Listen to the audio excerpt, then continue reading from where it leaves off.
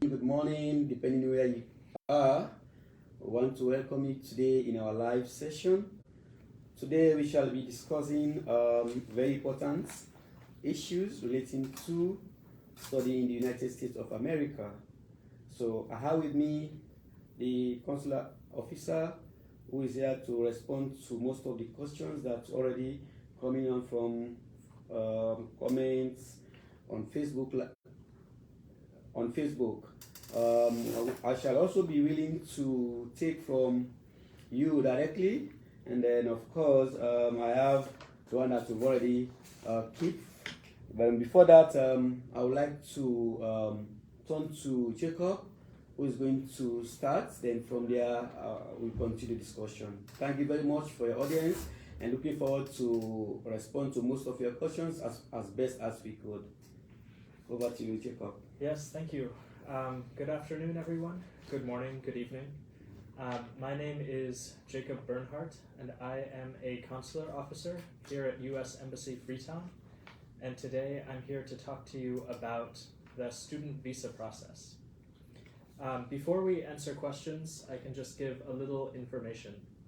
There are two types of student visas. There are F1 visas and J1 visas. J1 is for exchange programs. So if you're looking at the Fulbright program, for example, for the Hubert Humphreys Fellowship. So for J1, those programs are funded by the US government. Today we'll talk more about the F1 student visa.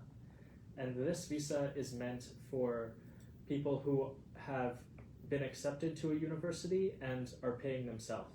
Or maybe they have a scholarship, but the money does not come from the US government. The F1 student visa application is the same as many non-immigrant applications, and you can find information about how to apply for a student visa on the embassy website, sl.usembassy.gov, G-O-V. So again, if you want to apply for a student visa, you can go to sl.usembassy.gov, G-O-V. And there you click on visas, and then you click on student, and it can give you all of the instructions.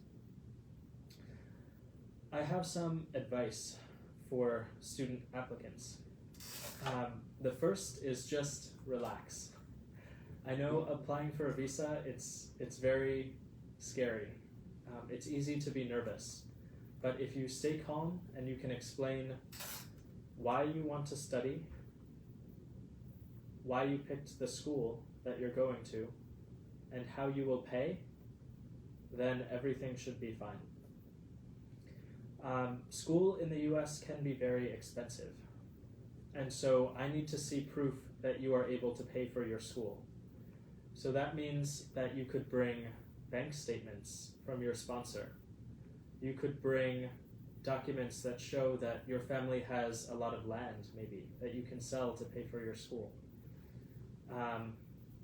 It doesn't matter if your sponsor is in the US or in Ceylon or in another country even. I have seen sponsors from Nigeria, I've seen sponsors from Guinea, from the US, from all over.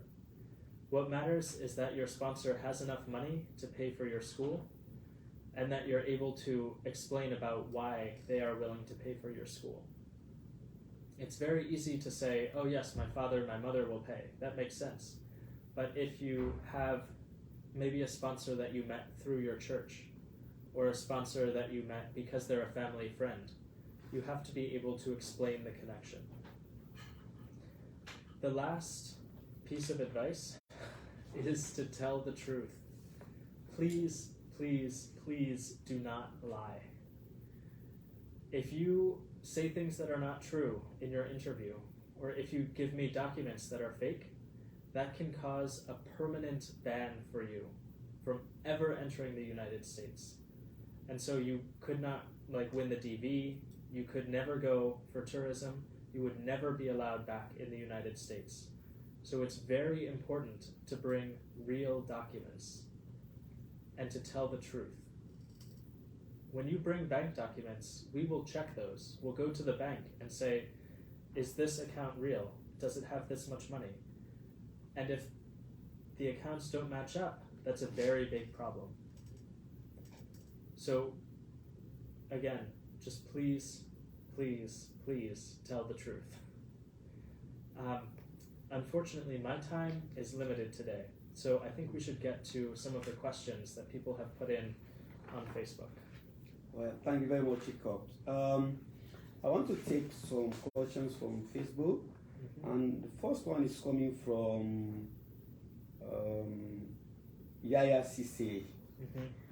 I was accepted 2 years back at the University of North America, but when I went for interview, you guys did not visa me. Why? Yeah, there are a lot of different reasons why people can be refused for a visa. And it's hard to say because it depends on the case. Sometimes people get refused because they don't have enough money. Sometimes they get refused because the officer does not think that they are a real student. So, for example, I had one person, an applicant who came to interview, and they said, I want to go to study to be a paralegal. And I said, okay, so what is a paralegal? And they could not tell me what a paralegal was. So if you say that you want to study something, you need to be able to explain at least a small amount of what it is and why you want to study. The other thing, when people apply for a visa, you see we take your fingerprints and we have your name, your date of birth. All of that information goes back to DC, and they look through a big database of everyone who's ever applied for a US visa, and other things too. And sometimes we can, just depending on the person, depending on the situation, we may find other things that make you not eligible for the visa. If you have questions about your specific case, you can always send an email to consularfreetown@state.gov. consularfreetown@state.gov. And we can provide you with some extra information about your specific case. Okay, another one is coming from Victor S. Ray, Senior. He says, if you applied for the diversity visa, are you eligible for a student visa? Then it continues. It says, is study program, that is postgraduate studies, 100% funded? But that one I will handle it. Okay. Yes. Well, I can talk about the diversity visa. Yeah, the diversity visa. So the diversity visa is, if you play the diversity visa, you can still apply for a student visa. No problem. The only important thing is to remember, a student visa, you're supposed to study in the US and then come back to Salone. So you need to explain to me why you want to come back to Salone. And if you play the DV in 2020, the DV is for people who want to move to the US forever, for their whole life. So you need to explain to me why you wanted to move to the US in 2020 when you played the DV, but why now, when you're applying to be a student, you don't want to move to the US anymore. And if you can explain that, it's no problem. I've had applicants who say, I played the DV when I was younger, but now I'm married, I have children, I have a good job here, and I want to build my life in Salone. That's fine, that's no problem. You just have to be able to explain it and tell the truth. About the funding for the program. Okay, for the funding, that part depends, because each program, each college or university looks out for students who meet their requirements. So make sure that you look at the college's website to know the funding that is available. But I want to assure you that most of the universities in the US do afford funding, that is fully funded scholarship or partially funded. It depends how strong your application is and what the university is looking out for. So make sure that you have a very strong application, a very competitive application that will attract admission officers for you to get funding. So that's what I want to say for now. Yes. And coming to Mohamed Lamaran Ajalo, he says, if you have all the required documents, can you still be denied a visa? If yes, what is the problem for that? Yes, so it is possible, unfortunately, if you have all the documents to still be denied a visa. And again, it comes down to the details of each specific case, because every case is different, it's hard to see. So it's possible that although you had all the documents, you weren't able to speak credibly enough about your reason for study. And I know it's hard because when people come for the interview, they're very nervous. Sometimes people like have a stammer or a stutter. So I always tell people it's okay, relax, take a deep breath, you can talk slow, but the time is not very long in the interview. Usually the interviews, just because there are so many people, I don't have enough time to go into detail. So you have to be able to speak about what you want to do very quickly. So it's possible the interview was not great. It's possible that the documents you provided, maybe you thought they were real. I've seen this before, where a student will bring bank statements and they'll say, my uncle gave me these statements, they're real. But we check the statements and they're not. The uncle is the one who gave them the fake statements. So maybe the documents you provided were not so complete. Every case it's different. But you can always email questions about your case to consularfreetown@state.gov. That's the consular email. Okay. So this other one is coming from Fatima Take Fofana. What are the procedures on the application process and also the requirements of having F1 student visa for postgraduate courses? So I will handle the second part of the question. Sure, yeah. So the requirements for the F1 student visa. First, you have to receive admission to a US university. So you need to apply to the schools first. Once you have the admission, then you work with your school. They will give you a document called the I-20. They will give you information about how to pay. There are certain fees. One of them is called the SEVIS fee, for example. And then you have to submit your visa application. You submit the application by going to the US Embassy website, sl.usembassy.gov, and then you click on visas. If you don't see an appointment available, don't worry. Stay calm. What you need to do is pick the first open student appointment. Even if your program starts in February and the first appointment is in May, pick the appointment in May. And then you will be able to submit an emergency expedite request. We try very hard to approve all of the requests. Because there are a lot of requests, we're not always able to. But we will always approve the requests for people who have not applied before. So for example, if you apply in November and you are refused, we might not be able to approve your request again right away. You might need to wait a little bit longer. But we want to make sure that everyone gets a chance to come for their visa interview. Okay, thank you very much. So to answer to the other part of the question, asking about procedures. Okay, so for you to apply for a college or university in the US, you must go through the 5 steps of US study. These steps are very, very critical in the application process: how to secure funding, how to apply for your student visa, and then how to go to the university in the US, which we normally call the pre-departure orientation. So I would like to start with the first step, which is research your options. You normally need to go through the college's website to know if the course that you want to pursue is available. Learn about the variety of options available and how to identify an institution that best fits your needs. I want to study chemistry, and chemistry is not available at Frobe College. Can I look for other option by going to another university that can provide that opportunity for me? Or I want to do engineering, but I have limited funding, but there is a university in Mamolo that offers, opportunity for me to study engineering. So I'll look that option. I don't want to go to Freetown because Freetown is relatively expensive. Mm-hmm. So I'll go to a state that I think can give me the opportunity with limited funding. So that's why you have to research your option to know the university that best fits your needs. That is the first option in the application process. And the other one, funding is sometimes pose a lot of challenges. It does. And just like Jacob said, attending a university in the US is very expensive. Yeah. So we have to make thorough research, to know if you have adequate funding, because that one is really, really important, as he said, rightly said, because you want to establish to know whether you have adequate funding to pursue your course of study.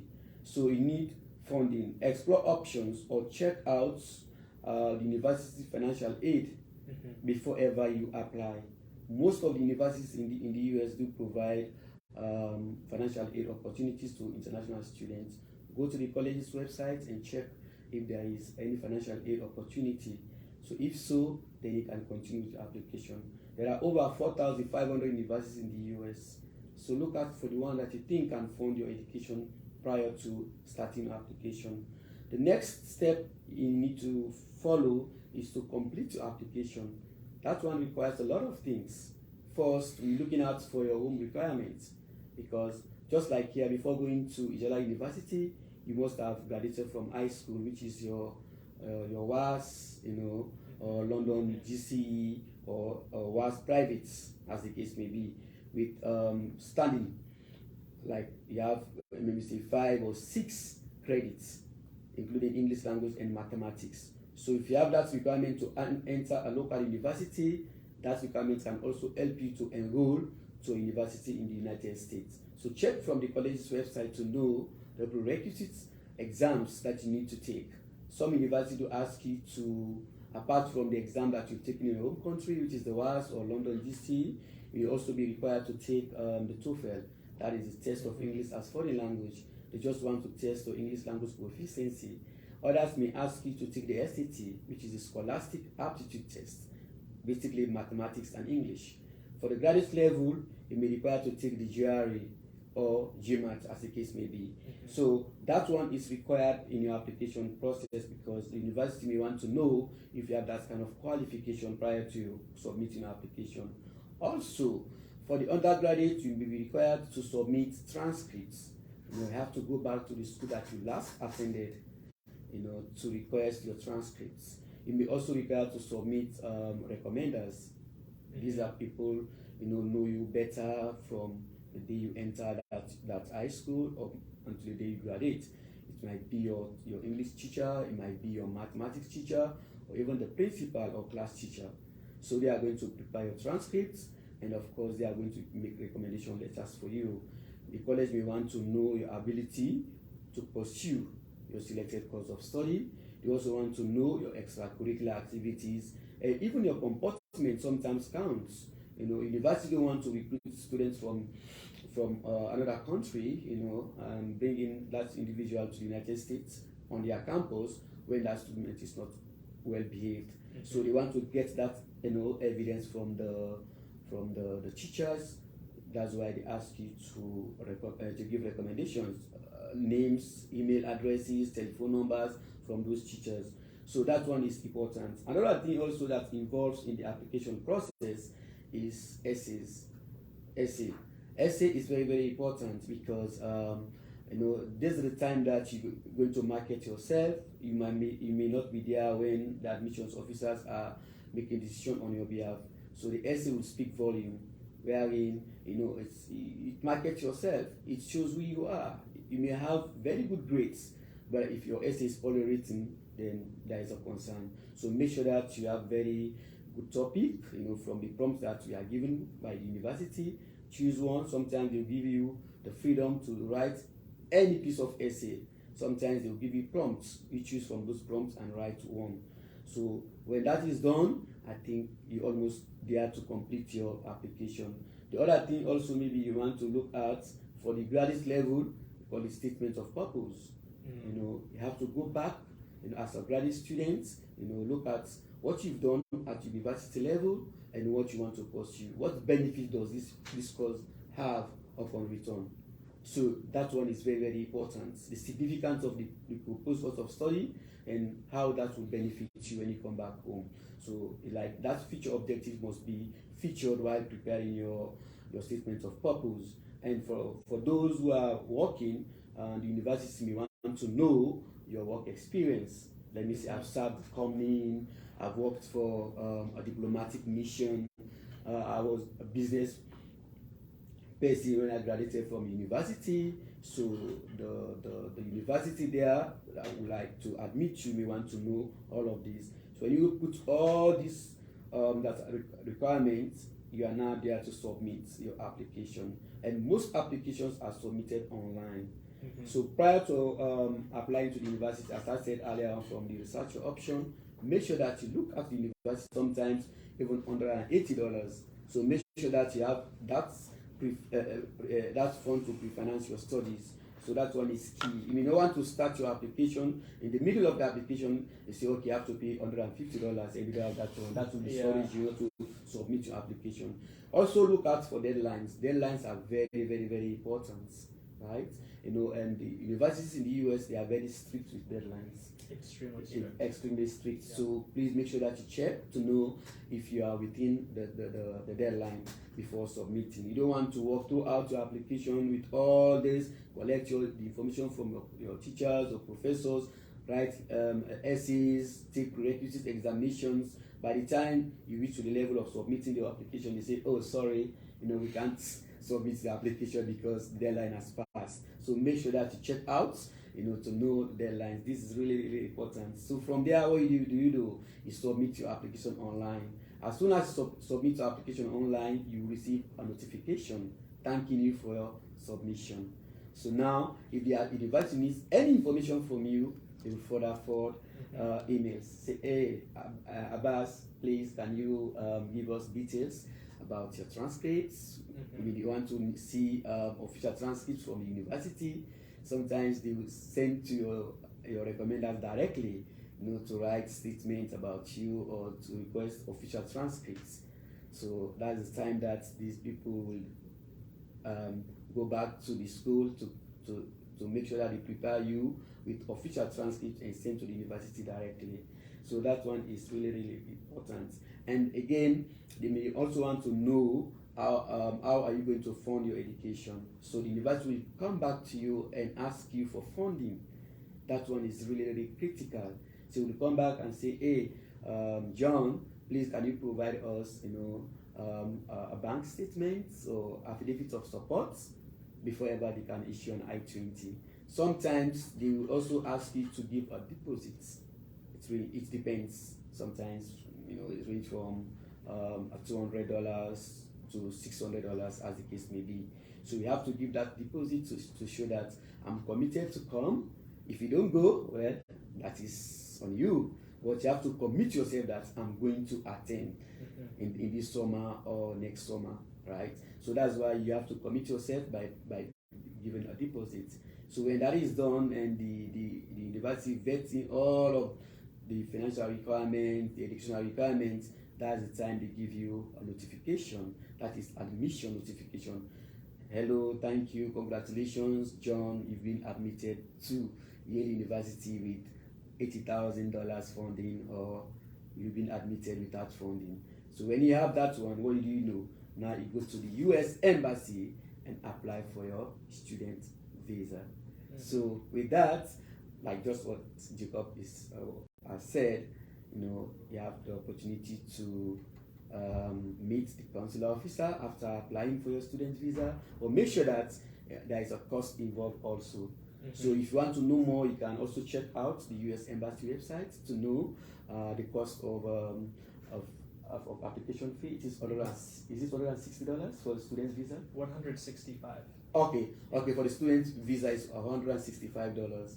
So make sure that you have that on with you, and book an appointment into the system. When you have a date, then you can come for your visa. So that's the next step, that applying for your student visa. So after the application, you have your confirmation. You have to have your I-20, which is normally called the acceptance letter for us here. So with the I-20, you must also require to pay a service fee. That one is critical. If you don't pay that fee, Jacob will not interview you. Yeah. And you have to provide a receipt to show that, oh, I've paid that fee. That one is also important before coming for the interview. Make sure that you have that receipt. You have the printed confirmation for the visa application, which is the Form 160. The DS160. The DS160, yes, DS160, DS160 yes. confirmation, Yeah, the appointment. and also the appointment confirmation with your service receipt fee. Bring them with a valid passport. Valid passports, I emphasize. Make sure that you come with a valid passport. You need what is the duration? The passport, it must be valid for at least 6 months. At least 6 months. At least 6 Okay. months, yeah. So you've heard from him. So after that, you prepare yourself good. Sometimes just say a little prayer and come to the interview room. Come as a student. This is an academic gymnastic.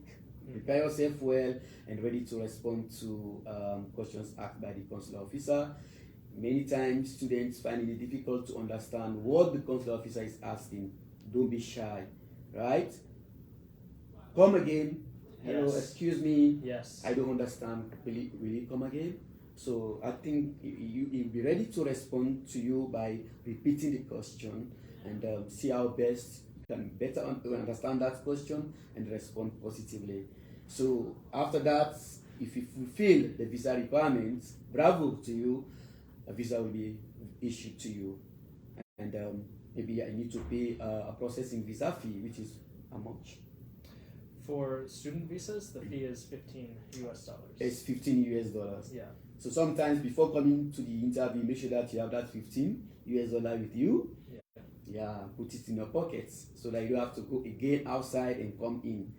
Sometimes it's difficult. So make sure that you have that money with you. If you met the visa requirements, then definitely just take the $15 and pay.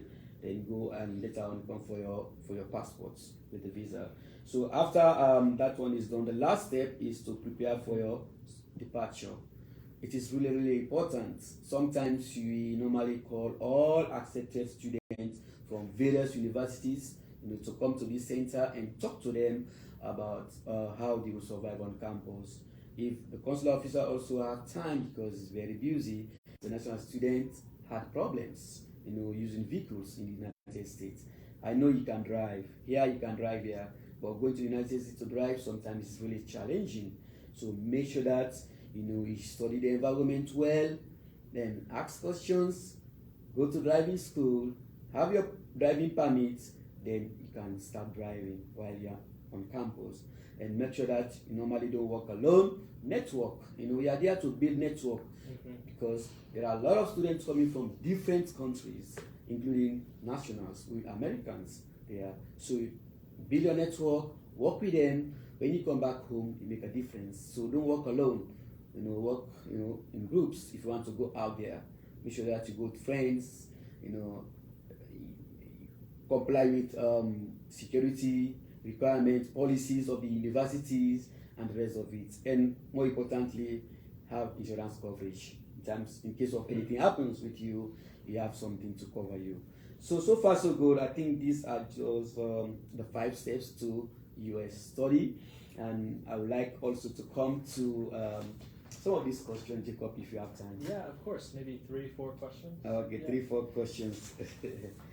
Okay, so this one says, why students normally panic, in the interview room, and for that reason, the consular officer will take it for granted, and most times I refuse visa. Yeah, so a lot of students do panic. It's true. It's true. Again, the most important thing is just please relax. Okay. What I need from you is just the truth. Just tell me what you want to study, why you want to study, what your plan is when you finish your degree. Don't tell me what you think I want to hear. So it doesn't matter if you've traveled outside Ceylon before. If you've never traveled, that's no problem. Just don't lie. Like I had an applicant who I asked, have you traveled outside Ceylon? She said, yes, I've been to Norway, I've been to China. And then I started asking her. So I was like, okay, what city did you go in China? What city did you go in Norway? What did you eat while you were there? What hotel did you stay in? And she could answer no questions. Oh my goodness. So if I see that, it's clear that you're lying. Yeah. So again, just relax. And if you're nervous, you can say, I'm very sorry, I'm nervous today. Please, can I repeat myself? Or if you say something and you make a mistake, like if I say, have you ever applied for a visa before? And you're just talking too fast, you're too panicked, and you say no. But you have applied for a visa before. You can always say, oh, excuse me, I made a mistake, I have applied before. As long as you tell the truth, you won't get in trouble. It's if you start lying that you can get the permanent ban from the US. Okay. So this is coming from Usman's concept. He said, I applied to university, I got my I-20 and applied for my visa interview. Unfortunately, I couldn't find a date for the interview. So how do I go about it for me not to miss my schedule? Yes, so we open new visa appointments every week. Usually we open them on Monday or Tuesday at the beginning of the week. If there is no visa appointment that lines with your schedule, like if your course starts in January and the only appointment you can find is in May, then you need to pick the date in May. You pick the first available visa appointment, and then you can submit an emergency expedite request. And then we see that request, we can look at it and say, okay, this is Usman Conte, you said? Usman Conte. His program starts in January, we'll get him an earlier appointment. And we will reschedule your appointment to make it early so you don't miss your school. But you have to still pick the first appointment, the first one that's available. Because until you pick an appointment, we can't change that date for you. Okay, this is from Aruna, Engineer. I was denied student visa. Sorry.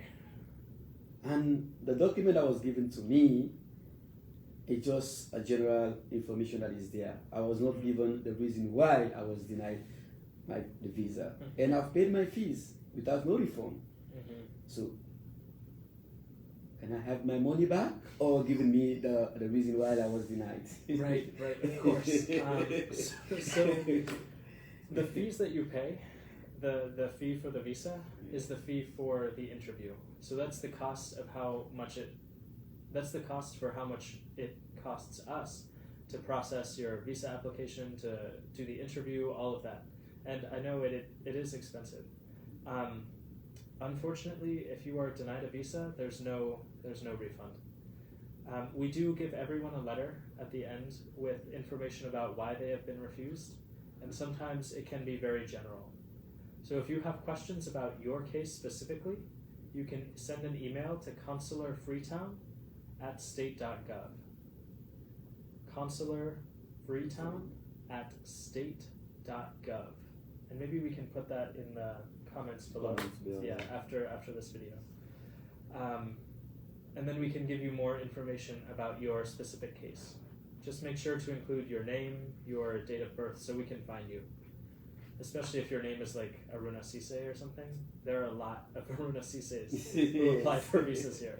So we want to make sure it's the right one. Okay. So I attended the last program. This is from Usman. Okay. I attended the last program, the last session at the U.S. Embassy, and then prior to the program, we had get to know ourselves session where we are asked what Sierra Leoneans West American can learn from Sierra Leoneans. So there was a lady that said it's tolerance. So for her is that whilst we allow Americans to come to Sierra Leone, so America can also allow us to go to America to study. But why you guys are denying us visa? The visa requirements are complicated. Complicated, yeah, it all goes back to a law that's called the INA, the Immigration and Naturalization Act of 1962, or maybe 1965. It's a big law, very complicated. And like, I'm not a lawyer, so I don't really know all of the details, and going into all of the details would be very challenging on this short call. But again, if you have questions about the requirements and like exactly what they are, you can look at the U.S. Embassy website, We have all the information about the visas, all the requirements there.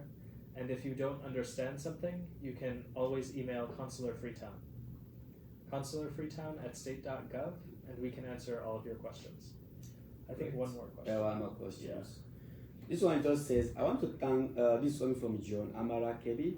I want to thank the U.S. government for giving such an opportunity to Leoneans in order to study in the United States of America. I'll be there with my student ID. Okay. Thank you. Thank you very much. So I think, okay, the other maybe the final one is that how can I get onto this? I really want to study in the US. What kind of documents am I supposed to have? That's Lamin Ngobe. Okay. I think that's the last one. It's a lot, yeah. So, Lamin, the first thing that you should do is start researching universities in the U.S. and find one that matches the course that you want to study. If you want to study chemistry, then you can look online. The U.S. Embassy sponsors American Corners, or American Spaces, at universities around Leone. And you can speak with the staff there, and they can help you with your research to find a school that's a good match for you. The whole process can take a very long time. So I suggest you start looking at universities now, and then once you have a university, and once you have your acceptance, then we can talk about all of the details for your visa. Okay. Yeah. So thank you very much. I'm also online. Maybe if you have additional question, you can make your comments, send them to the comment section, so I'll be able to respond to some of these questions. But before you go, they said, I think you guys need to do is to call all of us again and talk to us directly. Well, I don't think that one is, yeah, okay. What I want to do, Ambassador Cole, is that we normally do this program on a monthly basis. We call on subject matter experts to come and talk to you about study experience in the US, and we also have some embassy staff who normally come and join us to talk to students about their experiences being in the US as Americans, expectations. Sometimes we also call Sierra Leoneans, who had US higher education to come and talk to you. So I would like to encourage you all to continue following our Facebook page, the US Embassy Facebook page, and get more information about study opportunities in the US and other opportunities that the US Embassy can offer to Sierra Leoneans. So looking forward to seeing you on Thursday at the end of the month. So at the end of each month, on Thursday from 2 p.m. to 4 p.m., we have group session here. Make sure that you come on time, so we'll have in-person interaction. But without much ado, I want to thank Jacob for the time, talking to our brothers and sisters, especially those who are interested in pursuing their studies in the United States.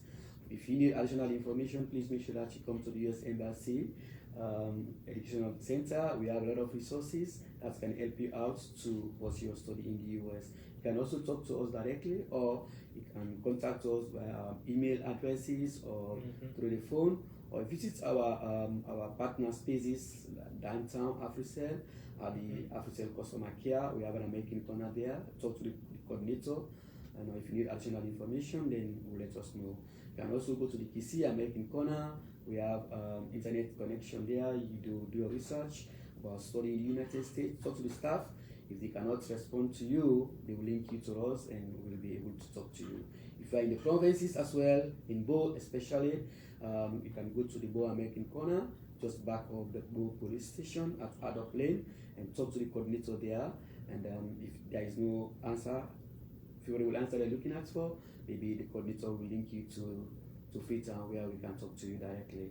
If you are in McKinney, you can also visit the University of McKinney Library. We have a center there as well. There is internet, and there's a staff who is always ready to talk to you. And if you have any questions that you want to send to us, you can pen them down, and the coordinator will reach out to us. So I want to thank you very much for your time And of course, we cannot answer most of the questions on the comment box, Yeah. but we're looking forward to answer them as time goes on. And make sure that this session is recorded, and you have the record afterwards. You'll be able to access it online. Thank you very much, and God bless you all. Yes, thank you. Thank you.